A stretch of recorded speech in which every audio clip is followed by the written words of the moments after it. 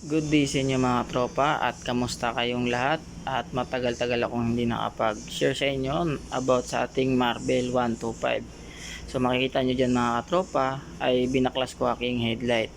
So meron kasi akong ipapalit dyan na ilaw na ganito yung itsura, bilid na 2.5. At sa mga katanungan nyo naman mga katropa kung pwede ba ito sa LTO o maparehistro, ang sagot ko po mga tropa ay hindi ko pa po sure dahil hindi pa ako nakasubok at ngayon pa lang. So mag-update din ako mga tropa kung pwede ito sa LTO kasi kumbaga headlight kasi ito sa ating Marvel.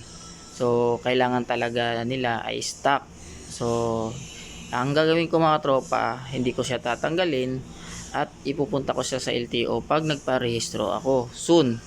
Pero sa ngayon, yun muna ang ipapalit ko sa aking headlight. Pag napundi yung mga headlight nyo mga tropa. Kasi dito sa amin, hindi naman siya hinuhuli kasi ang ilaw naman niya is white and yellow.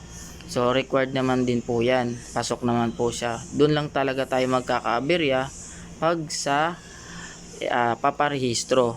So yung naman mga tropa, halimbawa naman hindi siya pundi yung ilaw nyo at pinalitan nyo lang katulad sa akin, pwede nating ibalik yung stock headlight natin.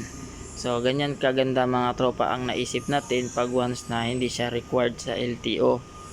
So safe pa rin tayo mga tropa kasi pwede nyo ibalik yung headlight na stock.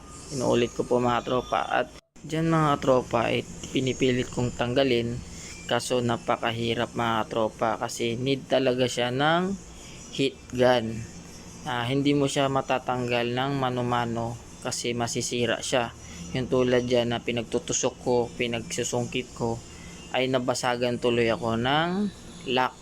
So wag nyo pong gayahin yan mga katropa at nagbabalak kayo na tanggalin din yan, ay kailangan nyo po ng heat gun kasi pag may heat gun kayo, napaka smooth lang at napakaganda ng pagkatanggal.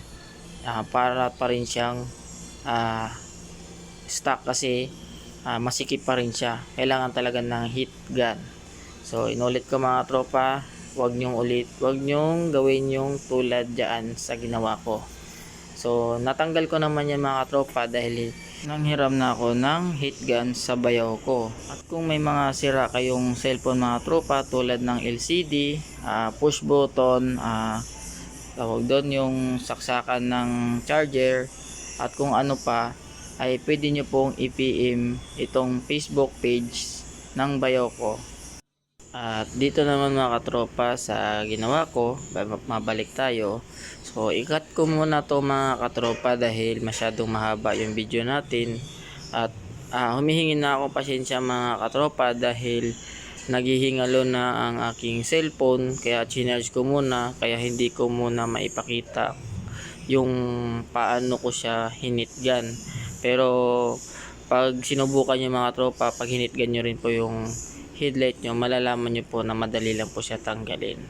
So ayun lang mga tropa, ikat ko muna po ito. So ito na mga tropa, na tanggal ko na. At ito mga tropa, itatabi ko to dahil nagana po ito. At kung hindi man po pwede yung kinabit ko, ay pwede ko siyang ibalik kasi wala tayong tatabasan dun sa ating gagawing modification sa ating headlight. So ayan. So bago ko ipakita sa inyo kung paano pagwa-wiring mga katropa, ay ipakita ko muna sa inyo kung gaano siya kaganda. At paalala lang mga katropa, wala po itong relay dahil plug and play naman po ito at tinanong ko na rin po to sa mekaniko at safe naman po siya. Ipakita ko sa inyo mga katropa yung park light. Ayan. Ito yung park light nya. May pagka blue, may blue siyang halo. Ayan.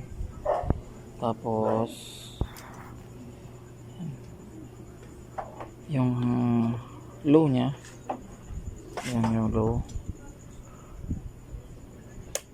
Yan yung low. Tapos ito yung high. So yun, may nadadagdag lang siya. So ayan. So maganda siya mga tropa.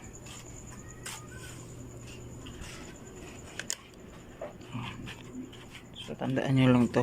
Ayan. Yung ground yung ground is green. Yung ground is green. Tapos yung park light is brown. Ayan. Tapos yung high kulay blue. Ito yung high natin mga tropa. Kulay blue. Tapos yung puti, ito yung low. Yan yung low. Tapos kung dito naman mga tropa, nasa inyo na yan kung paano nyo ipipili kasi may solid yellow wire pa dito, pero ang kulay nun pinaka yellow. Ang gusto ko kasi is may white and yellow magkasama. Mas gusto ko kasi yan. So ito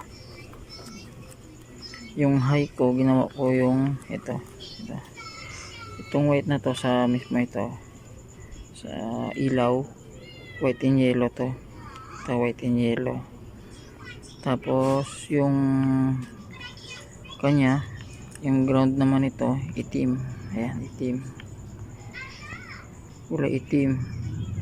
Tapos yung park light nya is red. Yun yung may kulay blue na may puti. Tapos yung blue, yun yung low nya mga tropa. Low, ayan.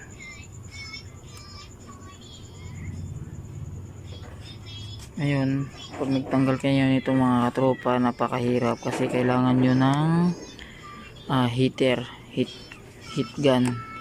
Kasi hindi siya matatanggal pag kanyo lang, tatanggalin nyo yun ng mano-mano. Napakahirap. So masisira yung bawat gilid. Ayan, nasira nga kasi pinersa ko siya. Ayan. So nag-crack. Pero dahil meron naman yung bayaw ko, nanghiram muna ako kasi masisira kasi ito talaga. Ayan. So ganito na siya mga tropa. Pag ikabit ko naman, papakita ko sa inyo kung paano. Maganda to. Ayan. One eye.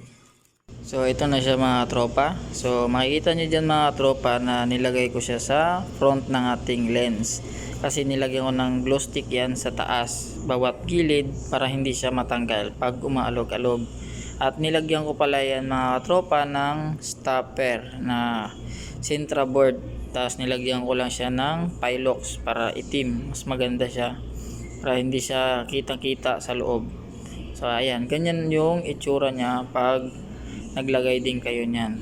Ayan. So sa pagdikit mga tropa ng glow stick ay wag niyo lang pong masyadong damihan. Yung katamtaman lang po siya dun sa taas at dun sa gilid na tago. So makikita nyo naman po yan sa mga part na yan na tago, yun yung tirahin nyo kasi pag dumikit naman ng glow stick matibay na yan siya. So makikita nyo dyan sa video, sa taas at saka sa bawat gilid lang para hindi siya halata. So ayan. So ganun lang ang pagdikit mga tropa na hindi mapapansin na glow stick ang nilagay natin.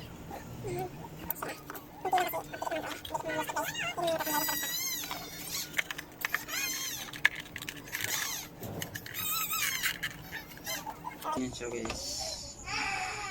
Yan. Itim. So bali lagyan natin to para hindi matanggal. Pero konti lang. Konti. Huwag masyadong marami kasi nahirapan din pag once na napunde.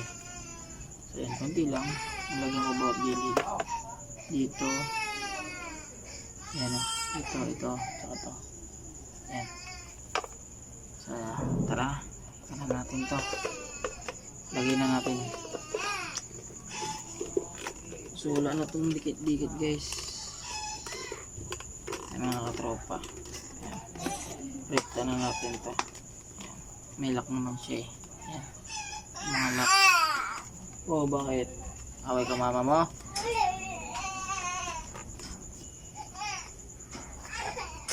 So ito na siya mga katropa. Napakaangas na niya. Yan, one eye. So bago matapos to at maraming salamat sa mga nanonood at suporta. God bless po at ride safe. Hindi makita pa din. Ba't ganyan? So yan, nakikita mo siya.